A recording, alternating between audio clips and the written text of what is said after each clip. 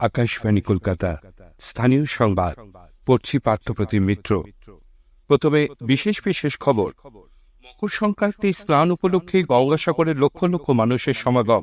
শাহী স্নানের যোগ শুরু হচ্ছে আজ রাত 12:13। বীরভূমের কেন্দুলিতে আজ শুরু হয়েছে জয়দেবের বাউল মেলা। স্বাস্থ্যসাথী প্রকল্পে অনিয়ম ও দুর্নীতি ঠেকাতে রাজ্য সরকার দক্ষ পেশাদার নিয়োগ করতে চলেছে। কোষাগারের ওপর চাপ কমাতে রাজ্য সরকার অধীনস্থ যুব আবাসগুলির পরিচালনা ভার এবার বেসরকারি হাতে তুলে দেওয়া হচ্ছে। নির্বাচন কমিশন লোকসভা নির্বাচন শান্তিপূর্ণ ও নির্বিঘ্ন করার লক্ষ্যে রাজ্যের আইন শৃঙ্খলা পরিস্থিতির ওপর কড়া নজর রাখছে। ভুবনেশ্বরের কলিঙ্গ স্টেডিয়ামে সুপার কাপ ফুটবলের গ্রুপ পর্বের ম্যাচে মোহনবাগান সুপার জায়ান্ট 2-1 গোলে হায়দ্রাবাদ এফসিকে হারিয়ে দিয়েছে। আজ বিস্তারিত খবরে। ঠান্ডা উপেক্ষা করে মকর সংক্রান্তির স্নান উপলক্ষে গঙ্গাসাগরে লক্ষ লক্ষ মানুষের সমাগম হয়েছে। শাহী স্নানে যোগ শুরু হচ্ছে আজ রাত 12:13। আগামীকাল বেলা 12:13 পর্যন্ত এই স্নান চলবে। ভিন্ন মতে মকর সংক্রান্তির স্নান মঙ্গলবার সকাল পর্যন্ত চলবে। মেলাকে কেন্দ্র করে ব্যাপক নিরাপত্তার বন্দোবস্ত করা হয়েছে। আমাদের সংবাদদাতার একটি প্রতিবেদন। আজ বেলা পর্যন্ত 65 লক্ষ পুণ্যার্থী গঙ্গাসাগরে এসেছেন বলে জানালেন মন্ত্রী অরূপ বিশ্বাস। রাত 12:13 থেকে শুরু হচ্ছে মকর সংক্রান্তি শাহী স্নানের যোগ। তবে প্রচলিত রীতি অনুযায়ী আজ ভোর থেকে সাগর স্নান শুরু হয়ে গিয়েছে। গত কয়েকদিন ধরে ঠান্ডায় কাঁপছে সাগর মেলা। এদিন ভোরেও ছিল হাড় কাঁপুনি ঠান্ডা। সবকিছু উপেক্ষা করে পুণ্যার্থীরা ভোরের আলো ফোটার আগে থেকে সাগরমুখী। বেলা 6টি স্নানঘাট দিনভর পুণ্যার্থীদের ভিড়ে গমগম করছিল। স্নানের পর লম্বা লাইন দিয়ে পুজো দিয়েছেন কপিলমুনির মন্দিরে। মেলার মধ্যে থাকা অসংখ্য ড্রপগেট দিয়ে পুণ্যার্থীদের ভিড় সামাল দেয় প্রশাসন। পুণ্যার্থীদের নিরাপত্তার জন্য মেলায় 1150টি সিসিটিভি বসানো হয়েছে। আকাশে ওড়ানো হচ্ছে 22টি ড্রোন। এছাড়া ব্যবহার করা হচ্ছে 10টি স্যাটেলাইট ফোন।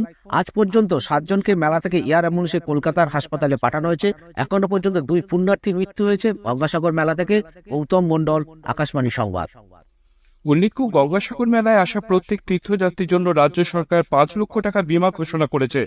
মকর সংক্রান্তিতে প্রচুর পুণ্যার্থীদের গঙ্গায় আগমন উপলক্ষে আগামীকাল কলকাতায় চক্করের চলাচল নিয়ন্ত্রণ করা হবে। ওই দিন ভোর 4টে থেকে বিকেল 3টে পর্যন্ত বাগবাজার ও প্রিন্সেপ ঘাটের মধ্যে ট্রেন চলাচল বন্ধ থাকবে। বীরভূমের কেন্দুলিতে আজ শুরু হয়েছে জয়দেবের বাউল মেলা। চলবে 18 জানুয়ারি পর্যন্ত। বিকেলে মেলার আনুষ্ঠানিক উদ্বোধন করেছেন রাজ্যের মন্ত্রী তথা স্থানীয় বিধায়ক চন্দ্রনাথ সিনহা। আমাদের সংবাদদাতার একটি প্রতিবেদন। বীরভূমের জয়দেবে শুরু হলো বাউল মেলা। কেদলের এই মেলার আনুষ্ঠানিক উদ্বোধন করলেন রাজ্যের মন্ত্রী স্থানীয় বিধায়ক চন্দ্রনাথ সিনহা। আজ বিকালে শুরু হওয়া এই মেলা চলবে 18 জানুয়ারি পর্যন্ত।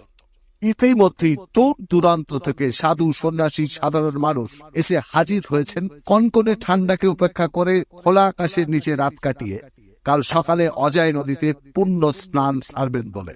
বাউল কীর্তনের আত্রায় গমগম করছে কীর্তন বাউলের টানে। অচেনা বাউল চেনা সুর নিয়ে ঘুরে বেড়াচ্ছেন বাউল মেলায়।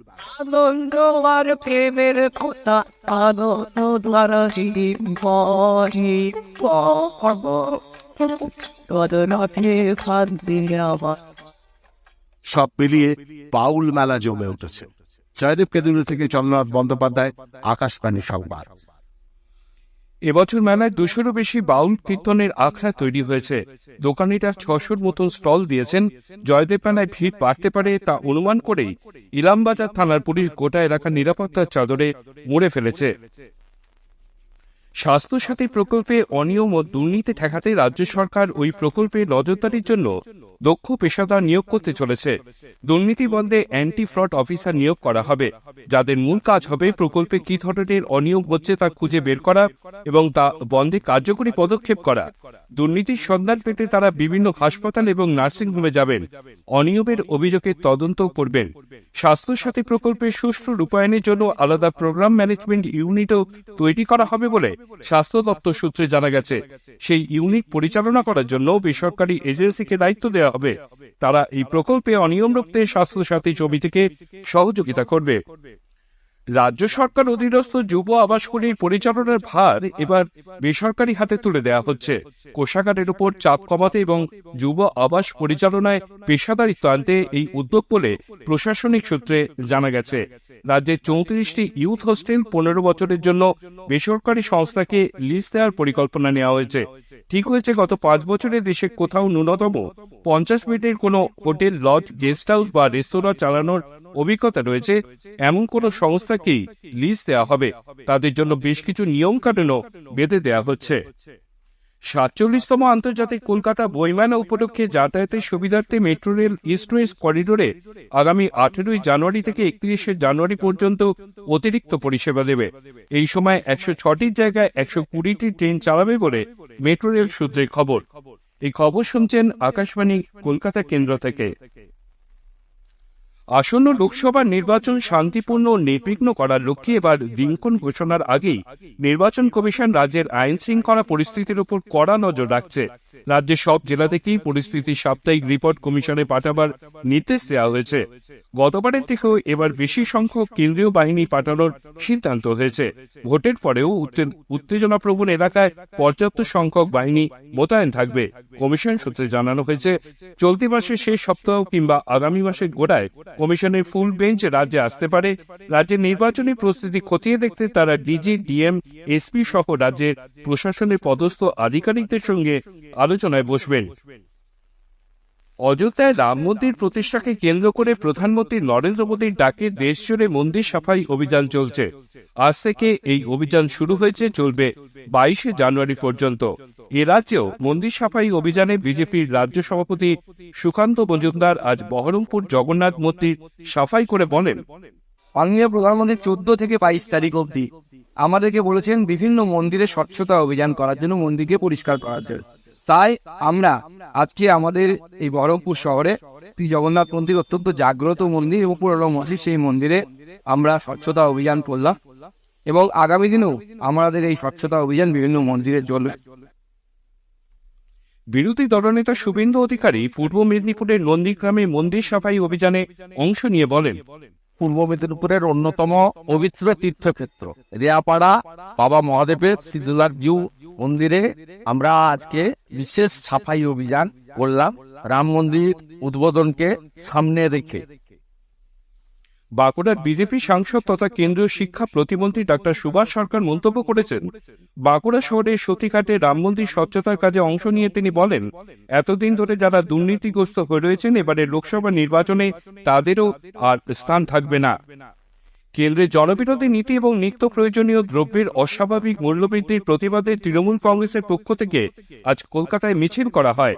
দক্ষিণ কলকাতার যাদবপুরের সুরেখা মোড় থেকে গড়িয়া পর্যন্ত ওই মিছিলে কলকাতা পুরসভার মেয়র পরিষদ সদস্য দেবব্রত মজুমদার ও সংলগ্ন ওয়ার্ডগুলির পুর প্রতিনিধিরা এই মিছিলে অংশ নেন। মাঘের শুরুতে বৃষ্টি ও তাপমাত্রা খানিকটা বাড়বে বলে আবহাওয়া দপ্তর পূর্বাভাস দিয়েছে। পশ্চিম হিমালয় অঞ্চলে পশ্চিমী ঝঞ্ঝা এবং বঙ্গোপসাগর থেকে জলীয় বাষ্প প্রবেশের ফলে আগামী মঙ্গলবার 16 থেকে 18 জানুয়ারি পর্যন্ত গোটা রাজ্যে বৃষ্টির সম্ভাবনার কথা জানিয়েছেন আলিপুর আবহাওয়া দপ্তরের অধিকর্তা গণেশ চন্দ্র দাস। এই আগামী দুদিন কিন্তু নর্থ ওয়েস্টার্লি উইন্ড থাকবে, পরের দিকে নর্থ ওয়েস্টার্লি উইন্ড কিন্তু রিপ্লেস হয়ে যাবে ইস্টার্লি উইন্ড দিয়ে। এবার 16, 17, 18 তারিখে যেটা আমরা বলছি স্পেশালি যে বে অফ বেঙ্গলে একটা হাই প্রেশার জোন হবে, ওখান থেকে প্রচুর ময়েশ্চার আসবে, আর একটা পোস্টিং ঝঞ্ঝা যার অবস্থান হবে ঝাড়খণ্ড এরিয়ার কাছাকাছি। ফলে 16, 17, 18 বিশেষ করে 17, 18 আমরা এক্সপেক্ট করছি যে আমাদের বোথ নর্থ বেঙ্গল, সাউথ বেঙ্গলে কিন্তু হালকা থেকে মাঝারি ধরনের বৃষ্টিপাত হবে। উত্তর 24 পরগনার বনগাঁ থানার কালপুর গ্রাম পঞ্চায়েত এলাকার বড়বের বাড়িতে এসে স্ত্রীকে কুপিয়ে খুন করার ঘটনায় গ্রেপ্তার বিশ্বজিৎ মণ্ডলকে আজ বনগাঁ মহকুমা আদালতে পেশ করা হলে বিচারক 2 দিনের পুলিশ হেফাজতের নির্দেশ দিয়েছেন। কোচবিহারের মেকলিগঞ্জ ব্লকের চাংড়াবান্ধা সীমান্তে বিএসএফ এর 98 নম্বর ব্যাটালিয়নের জওয়ানেরা আজ পাচারের উদ্দেশ্যে নিয়ে আসা গরু সহ এক বাংলাদেশিকে গ্রেপ্তার করেছে। ধৃত বজরদেশে শহীদুল ইসলাম বাংলাদেশের লালমনির হাট জেলার বাসিন্দা। ভুবনেশ্বরের কলিঙ্গ স্টেডিয়ামে আজ দুপুরে সুপার কাপ ফুটবলের গ্রুপ পর্বের ম্যাচে মোহনবাগান সুপার জায়ান্ট 2-1 গোলে হায়দ্রাবাদ এফসিকে হারিয়ে দিয়েছে। ম্যাচে 7 মিনিটে গোল করে হায়দ্রাবাদকে এগিয়ে দেন রাম রুনচুঙ্গা। ম্যাচের 88 মিনিটে আত্মঘাতী গোলে মোহনবাগান ম্যাচে সমতা ফেরায়। দ্বিতীয়ার্ধের অতিরিক্ত সময় পেনাল্টি থেকে মোহনবাগানের হয়ে জয়সূচক গোলটি করেন দিমিত্রি পেস্তোস। সুপার কাপের পরপর 2টি ম্যাচ জিতে 6 পয়েন্ট সংগ্রহ করেছেন সবুজ বেলুদ দল। আর সন্ধ্যায় ইস্টবেঙ্গল শ্রীনিধি ডেকানের বিরুদ্ধে খেলছে।